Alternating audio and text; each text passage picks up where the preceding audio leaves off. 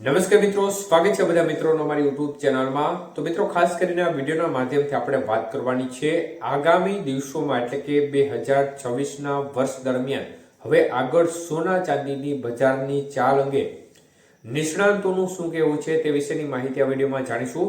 તો જે પણ મિત્રો નવા છે તે ચેનલને સબસ્ક્રાઇબ કરી લેજો।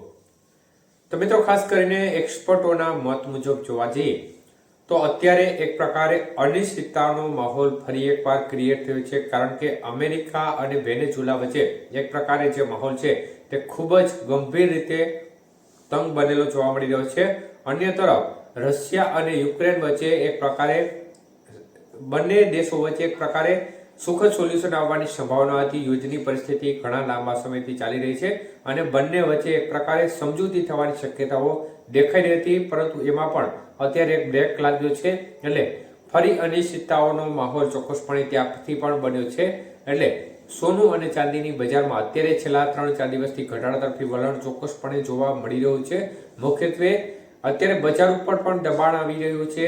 એક પ્રકારે બજારનું લેવલ ખૂબ ઊંચું હોઈ ગયું છે અને આ લેવલમાં વેપાર કરવામાં થોડી મુશ્કેલી વેપારીઓને પણ પડી રહી છે અને રોકાણકારો છે તેમનું પણ અત્યારે એક પ્રકારે થોડું પ્રેશર હાઈ જોવા મળી રહ્યું છે, કારણ કે બજારનું લેવલ છે તે કઈ દિશા તરફ જશે તે પણ નક્કી કરી શકતા નથી, કારણ કે અનેક પરિબળો અત્યારે જવાબદાર જોવા મળી રહ્યા છે। ત્યારે એક્સપર્ટોના મત મુજબ જોવા જઈએ તો સોનાની બજારની સ્થિતિમાં હાઈ લેવલમાં એટલે કે $4500 સુધી સોનું જઈ શકે છે અને જો એ લેવલ તૂટે તો આ સંજોગોમાં $5000ની સપાટી પર પણ સોનાને જવાની શક્યતાઓ દેખાઈ રહી છે।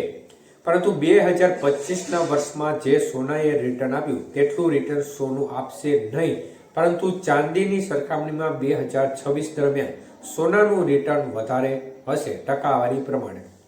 તો ચાંદીની બજારની સ્થિતિ જોવા જઈએ તો $65નું જે મજબૂત સપોર્ટ લેવલ દેખાઈ રહ્યું છે એનાથી નીચે જવાની શક્યતાઓ ઓછી દેખાઈ રહી છે અને વધુ મજબૂત લેવલમાં $76 સુધી એક સપોર્ટ લેવલ દેખાઈ રહ્યું છે અને આ સપોર્ટ લેવલ તૂટે તો આ સંજોગોમાં સોનાની બજાર છે તે ઇન્ટરનેશનલ માર્કેટમાં $100 સુધી પણ જઈ શકે છે।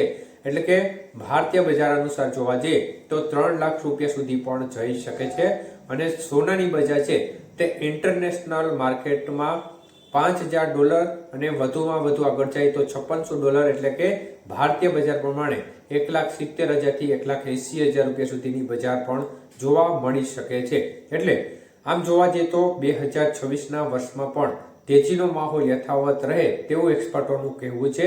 ઘટાડા તરફી વલણ જોવા મળે તેવી સંભાવના ઓછી દેખાઈ રહી છે, પરંતુ 2025ની સરખામણીમાં 2026માં જે રિટર્ન છે તે ઓછું મળે તે પ્રકારની શક્યતાઓ છે અને ચાંદીની સરખામણીએ સોનું છે તે થોડું વધારે રિટર્ન 2026માં આપે તેવી સંભાવનાઓ એક્સપર્ટો વ્યક્ત કરી રહ્યા છે।